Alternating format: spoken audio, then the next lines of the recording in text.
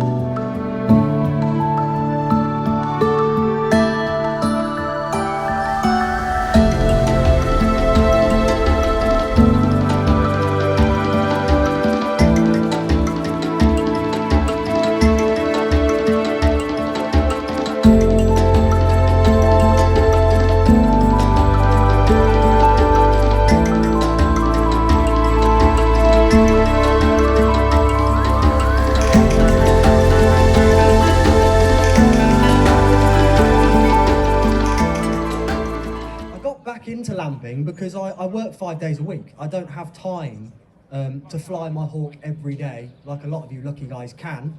And it's something that it's in my blood. I have to be flying my bird. I have to have my bird as fit as it can be. I need to be taking a good head of quarry every year to know that I'm doing the hawk justice. When you work 10-hour days like me, you start at work in the dark and you come home when it's dark, you're not going to be able to fly a diurnal raptor. So I switched to the lamp. A few friends were doing it. I said, no, it's pretty easy from what I remember.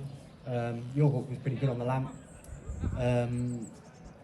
And I'd fallen victim to the myth that lamping is just a case of mugging rabbits, that you're dazzling them with a high-powered torch and mugging them at your feet. And honestly, it's so far removed from the truth.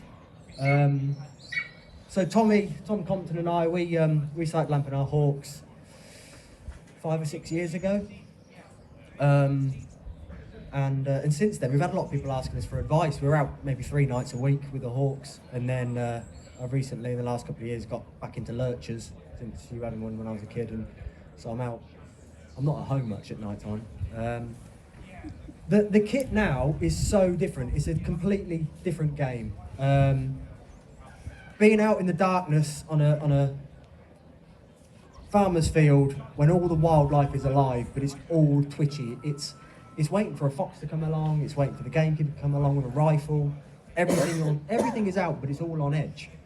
So the less kit you can carry, the less weight you're carrying, the more efficient you can be, the better it is. So compared to the massive 12-volt batteries that we used to lug around with the massive halogen bulbs, we've now got these super lightweight torches. This is Tommy's torch. It's an O-light. It just looks like a normal torch you'd have when there's a power cut. It's ribbed for better satisfaction when he's holding it. Extra pleasure. Rechargeable, like your 12-volt batteries were, but this is a matter of hours. It doesn't weigh a thing, does it? But it's better. So I think this Tom will probably shout at me and correct me if he's here to heckle me, but I'm pretty sure, don't shine it in your eyes. Seriously. How much is it? It's got I wouldn't. I think on a good night, that's an 800-meter range lamp, which is way more than what you need for a hawk. You're sort of looking at rifle ranges now. But it's all about illumination and good illumination. A lot of people don't realise that diurnal raptors' eyesight are much worse than ours in low light conditions. So a simple red light that you might use with a rifle or a dog just doesn't suffice for a bird of prey. You need the best lamp you can get. This is an older one now, an older model, the Javelot Pro. I think they're about 200 quid, 260 quid. I might be wrong. I didn't buy it, I just use and abuse it, as Tom knows, with all of his kit. And then here's mine. It's a cheaper alternative, because I'm a cheapskate. A better, don't shine it in people's eyes, because you will get sued. I was going to pass them around to everyone, but I thought it'd probably be a legal matter, that someone's retinas are burnt out. Tom's here, he's an adjustable, this has got an adjustable beam. It's just finding the kit that suits you. Like anything, you want something that just suits you and suits all of your needs. Obviously running the dogs, this is what everybody prefers for running dogs at night. That one has a little bit of peripheral beam, which sort of isn't that classic spotlight. Maybe better than hawk. Yeah, it can be so much better for the hawk because their eyesight's so bad. So they can actually, especially in the early days, it might take you a long time, despite all your training, for a hawk to actually have the confidence to take a rabbit. Everything looks bigger because of the shadows. And going down a focused beam, it's the same as if you were sprinting down a corridor and you could only see a small focus point at the end, you'd be worried about hitting something on the way, and the hawks definitely feel more comfortable with a peripheral beam. But it does scare away all the nighttime creatures more, I find. Yeah, I just did this. I just did it on my lawn at home to start with years ago. I just did a rabbit carcass not far away with a torch, so it wasn't so bright on the lawn, and it was instant. They don't take a lot of training, do they? No. Call it back to obviously don't call it back blinding the hawk. Turning the lamp towards the back of the glove. You're not dazzling it. Well, there he is. you don't know where the hook is apart from, I'll tell you in a minute, but you're shining up the back of the glove. You can do it with a little torch and a rabbit carcass at real short range, and they do get it quick. So to train a hawk to the lamp isn't that different to training a hawk in the daytime. You're just using light. It's completely the same as your normal daytime training. So starting on a creant, doing recall work. Obviously, Dad mentioned there shining the lamp onto the back of the glove, which is something I'd only use if I'd lost my head torch. Personally, I prefer a head torch that shines down at the light, and that way I can have my arm stretched well away from my face, usually with a baseball cap on, simply because the bird's eyesight is that bad. Landing is difficult, and no one wants a red tail or a harrisawk smashing them in the face at 1 o'clock in the morning. So using a head torch to recall, never shining the light at the bird. You see it on YouTube videos of lamping with hawks or dogs, when people say they've got a lurcher retrieving a rabbit, will shine this massive powerful light that has millions of candle powers into its eyes. You imagine running into a headlights of a car, which I don't recommend. You wouldn't see the car. You couldn't see where you're going. You'd be completely blinded. So by using a head torch and just focusing on the glove, every now and then with the head torch, unlike the lamp, you could actually look up. If your hawk's being recalled from a distance, you can look up and see the reflective equipment, so the reflective flying straps like these ones, that basically you can make them out of anything. These are made by Edward Duke. You can find on Facebook. I mean, they're about 3 years old. I didn't clean them, they're still blood-stained. But So just to say, I used to use a little LED clip to my bird's legs. These guys don't use lights on their birds at all. This has just got a reflective strand in there, woven into the braided Jessie, flying Jessie, and just the slightest bit of your headlight, like a high-vis jacket. Yeah, and you can actually, if you just have normal flying Jessies, if you have an old, I mean they cost then a penny, high-vis jacket, and rip off the high-vis material and sort of make a bodged loop Jess that can go into the anklet. That's it, and you will spot that 1,000 metres away in a lamp. So, my name is Ursel, the most unpronounceable name here. This is Bentley, our hooded vulture from Africa. I'm just going to let her do her own thing for a minute while I talk. So, yesterday, she flew really well because we had some wind. I'm afraid we haven't got much wind today. I first came into contact with vultures 40 years ago on the Tibetan plateau, where vultures are actually known as wind watchers, because that is what they like to do. They only fly when they can get a good wind, and today we've got nothing. So I'm sorry, your first experience today, you're just going to get a sense of the humour and personality of our beloved hooded vulture. So no one actually interrupted me then and said, how could you look so young when you saw vultures 40 years ago? But yeah, that's another story. Come on. So Bentley is an old world vulture, which means that she comes from Africa. Old world vultures come from all over Asia. There she goes.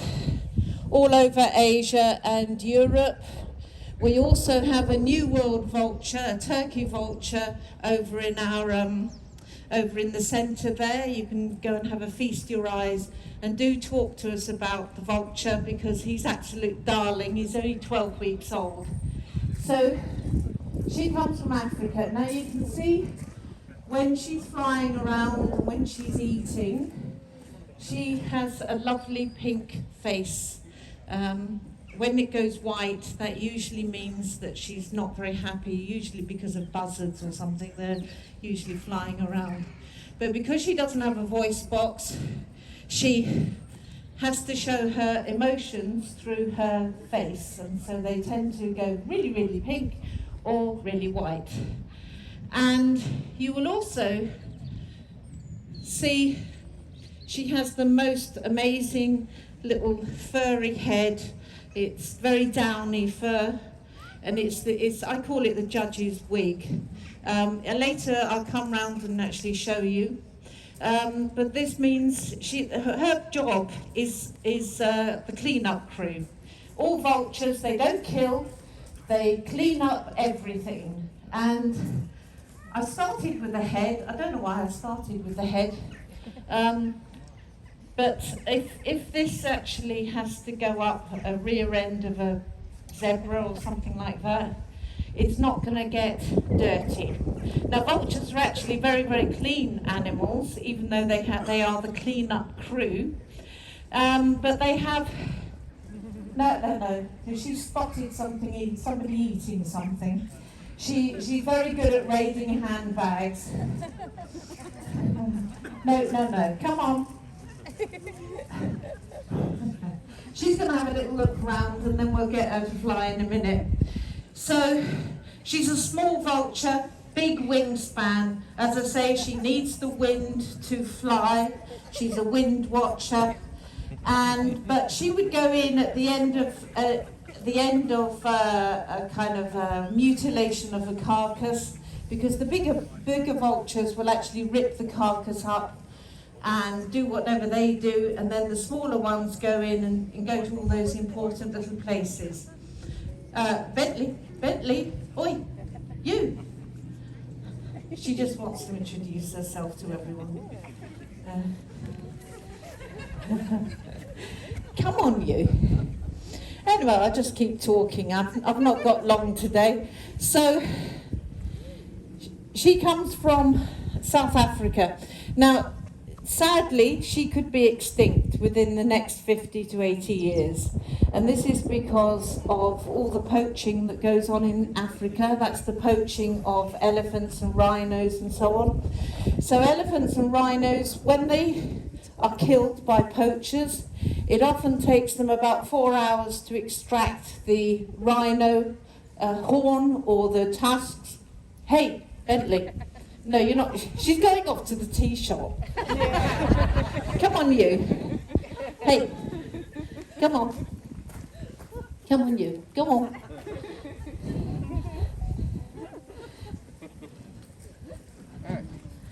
She has been known to raid tea shops and people's handbags, and I think she's just in that mood today. I can tell. A few moments later. So, yeah, it takes about 4 hours for the poachers to extract the rhino and the rhino horn and the tusks, during which time, of course, the vultures would all gather round and they would be circling over the carcass. Now, because that actually alerts the authorities, the poachers now actually put poison all over the carcass. That actually means that the vultures fly down, they put one step on the carcass, and then they are dead instantly. So one elephant can be responsible for 500 vulture deaths. So it's a really, really tragic situation. Their numbers are so decimated now that because they have such great stomach acids and they can destroy things like botulism, anthrax, cholera, rabies, all these diseases, the fact that the vultures now are such small numbers, all these diseases have actually increased.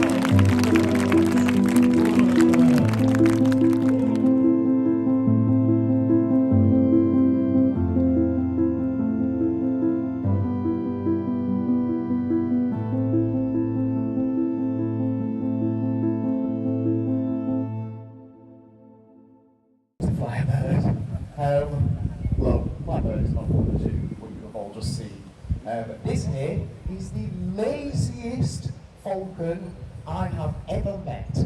She will hopefully do a bit of flying, but I just want to manage expectations.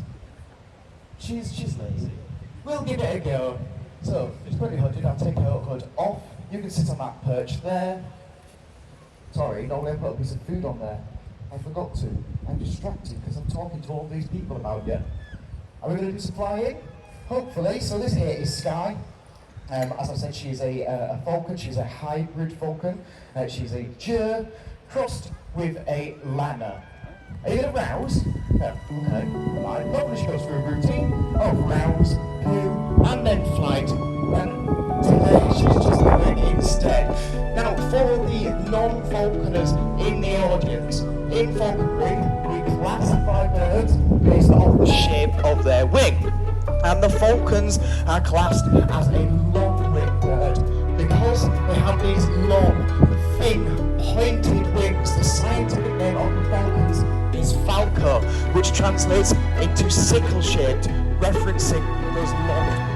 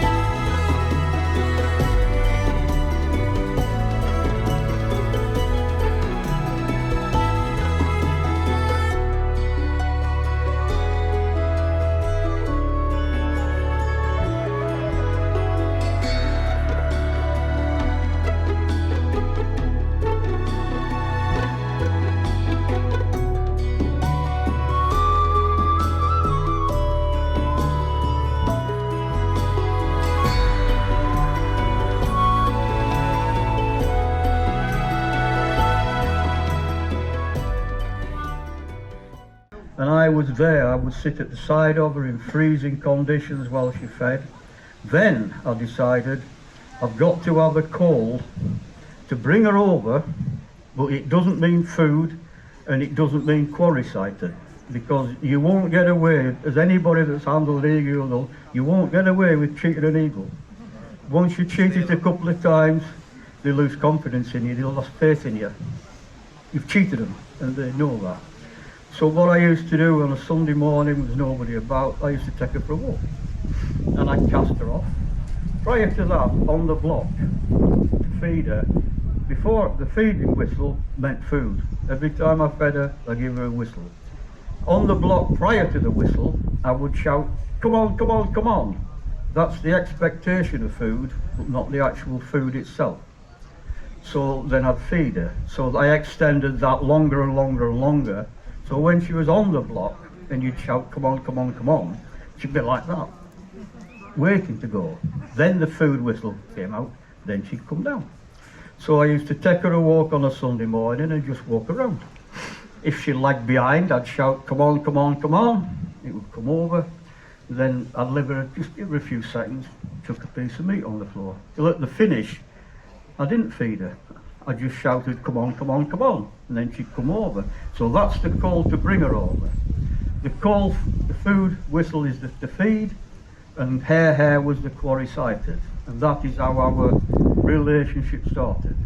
Prior to that, don't forget, there was no telemetry, nothing whatsoever. Although an eagle is a big hawk, fine, but when you've got one, I've actually seen her disappear in the cloud base there, and she'd come in and out the cloud base. That's how high she used to go. But I wanted her in control. It's all right saying, oh, put them up. I don't want it all over the sky. I wanted it like a falcon, there, waiting to be served. You needed the land, you needed the quarry. But once you've got that, and you've got the eagle where you want it training-wise, you would not believe the stunning sights you see. Everybody here, maybe it's been out with a peregrine falcon, still seen a teardrop stoop. Beautiful. You watch a 10-pound golden eagle do a teardrop stoop from 2,000 to 3,000 foot. It's a side that lives with you. Never comes out of your head. It's there. And I had 28 wonderful, wonderful years of that. Got a bit wayward at the end of it, and occasionally we had a walk or two, but it's only because she lost a lift. And if she lost a lift, it would go to the next hillside where there was lift, Windward Hillside. Might be 5 miles away, but that's where they'd end up. I flew her in the high Yorkshire Dales, rabbits. I'd fly her up in Scotland at Blue Hares. I'd fly her on a Pennines at Brown Hares. And this one, I'll just finish with this because I want to bore you to tears, but I used to get an invite every year to a big prestigious estate in Lancashire. And the owners, Mr. and Mrs. Duckworth, were real sporting hosts. And he'd had a big shoot the day before, and he said, would you come and fly the Eagle tomorrow? I've got a few guests out. So I said, yes, I will.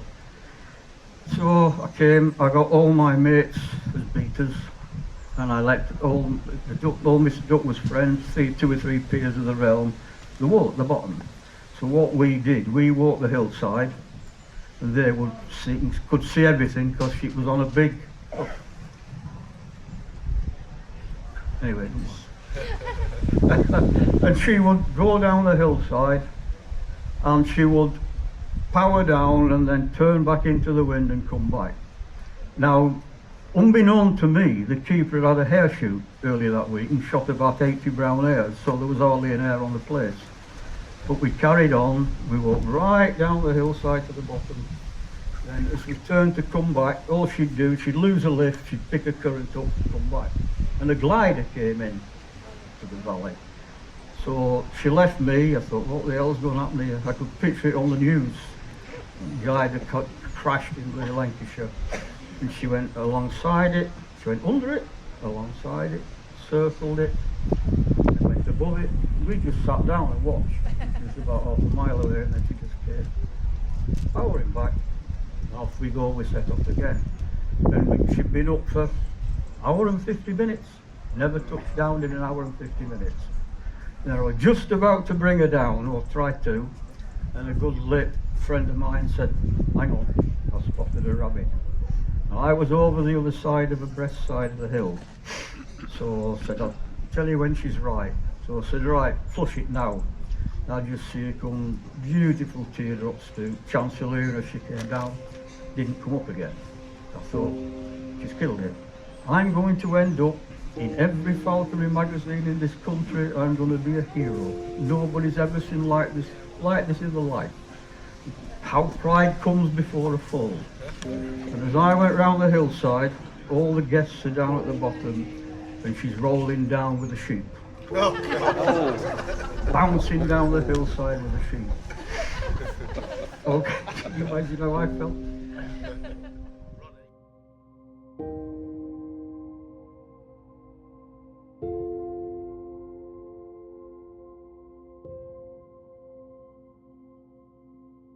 My name is Dylan, I'm from Zimbabwe. We've got Dale, Alex and Henry, the new couple. So Henry's more nervous about today than his wedding last week.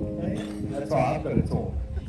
Okay, so we're going to do a couple of modern styles of falconry. They're not falconry reimagined, it's just training aids.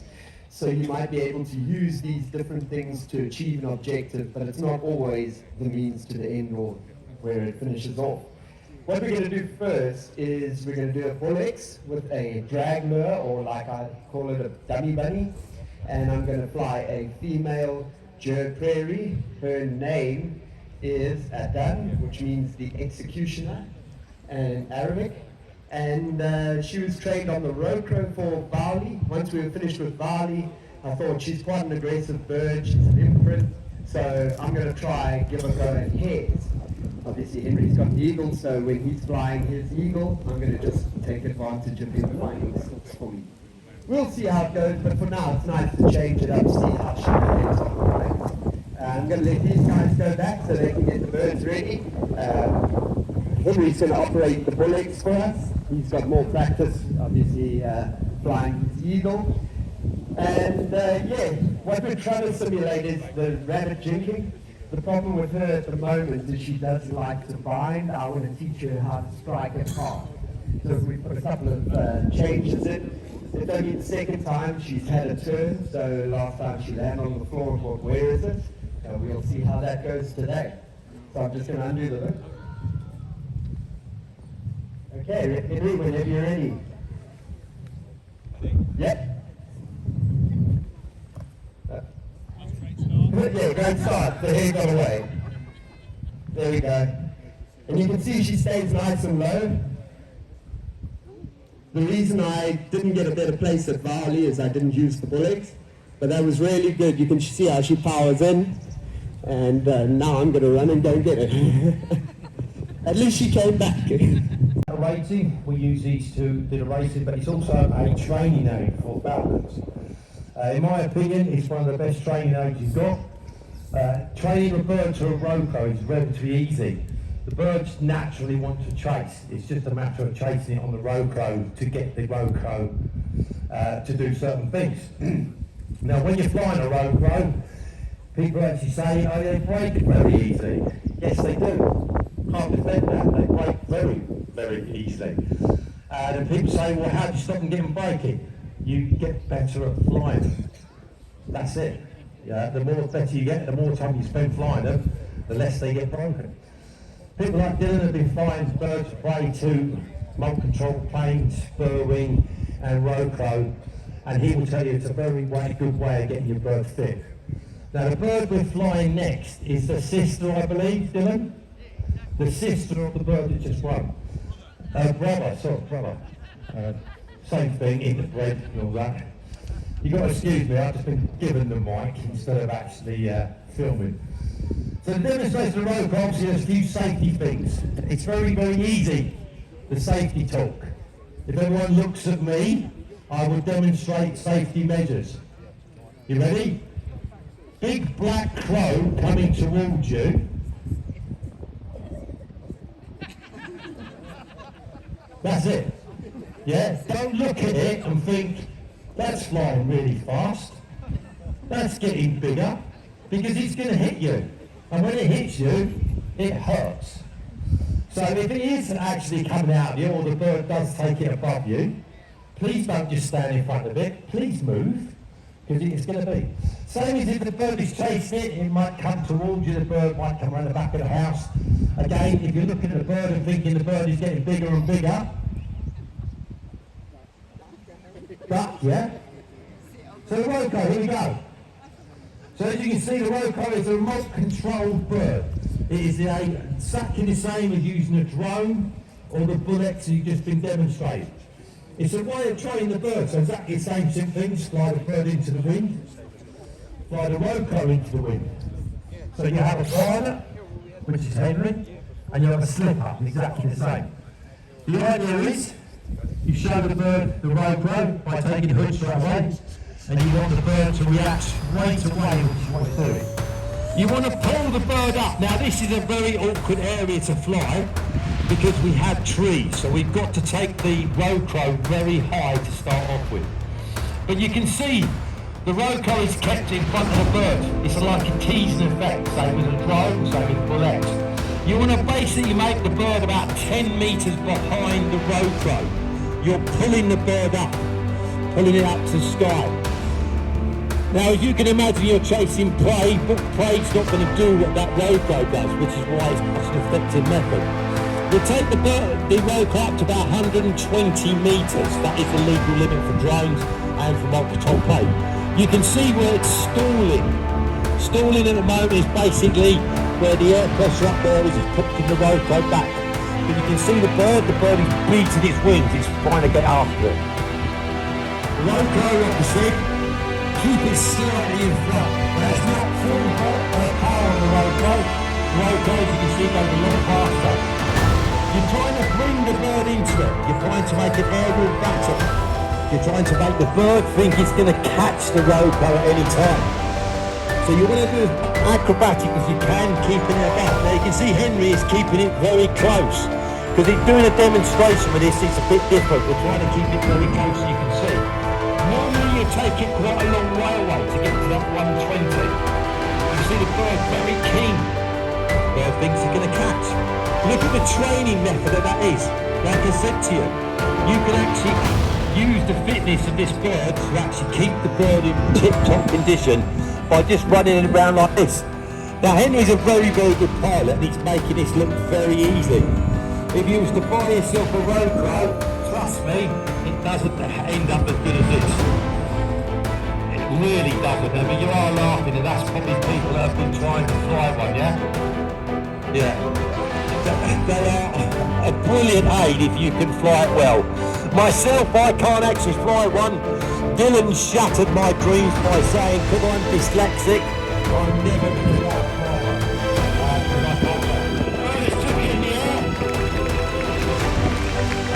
Down safely. Now what you want the bird is to react like he's on prey. You want the bird to grab each reward, which is what it's doing. And then everything else is exactly the same. The bear exchange and reward the bird, exactly the same. Now for those who've got really good eyesight, you can see the bird is not even gassed out. Very fit bird. Slightly different design. On the bird wing, it's bigger and the engine is mounted on the top. With a roco, the engine is mounted at the bottom. The bird we're going to fly is called beef jerky. I'm going to try and doubt, well, Henry, why is it called beef jerky? There you go, because it's a jerky and stuck beef before it, beef jerky. They did have some very weird names in the races this year. I normally stick to cartoon characters, but they outdone me.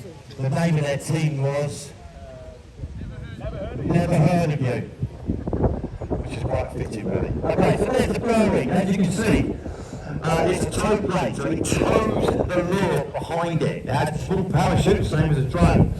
The idea of this is the bird catches it, brings the parachute down to earth. The advantage of this is it's a little bit faster. The disadvantage is anyone who flies a drone will know you do not know where that parachute is going to be brought down. It's not on a line like the camera of a drone, it's taking the air. Exactly the same thing again then. Bird takes to the air. Now people who fly road crows and bird-wings, they say the bird-wing is more difficult to fly. I don't know, I would never fly one myself. Is that true, Dylan? It depends on the wing, there you go. Same into the wing, exactly same principle. Look that high there, then you put that. So what you're looking for is the bird now. Where is the bird? It's not right underneath it there. Again, this isn't actually what we do. We normally try and grab the bird up because we've got the trees either side. We're trying to actually give you the best demonstration we can, which is taking the bird really high. So this goes.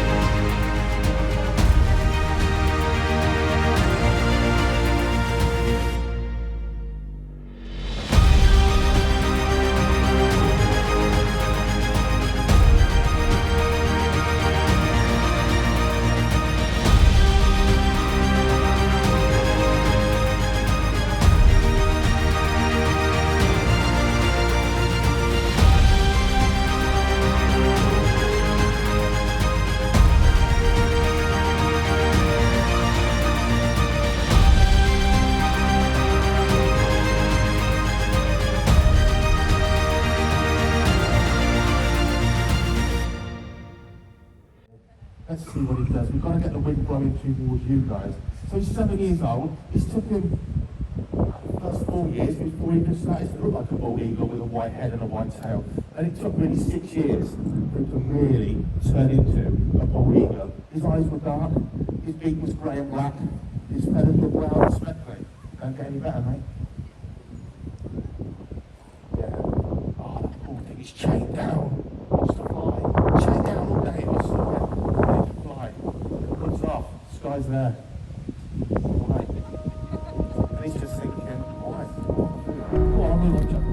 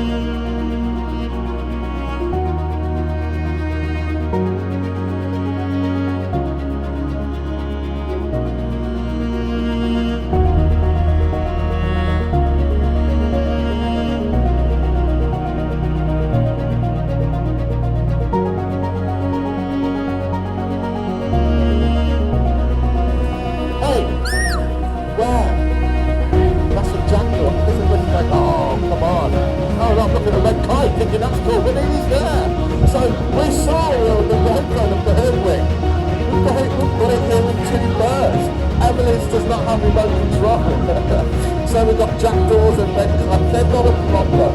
We have an epic problem in the spring now and the summer. Buzzards that breed all over the States, and they breed in every pot.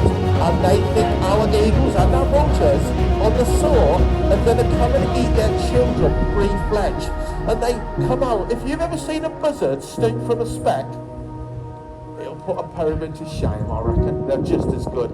And they hit a bald eagle that weighs 8 pounds and hits him so hard it looks like the bald eagle has actually been shot and has knocked him out of the sky twice.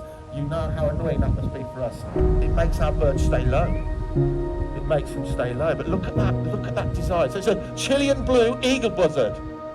It's blue, it starts out brown. It's a buzzard, much more related to a buzzard, but it's the size of an eagle with the feet of an eagle. And I ain't telling you where it comes from. Have you ever seen a wing design on a bird like that? It looks tailless, but it isn't. It's tail short, but its secondaries are so deep. It's absolutely amazing. Now this guy would never do displays. He used to shy away. And Emily said, I want to do displays, Dave, at home. And I said, he just doesn't like a big crowd, Em, just thinking of the customers. I think what experience, Dave, she's put a lot of time into this bird. And I have to say, this summer, yeah, tears to my eyes.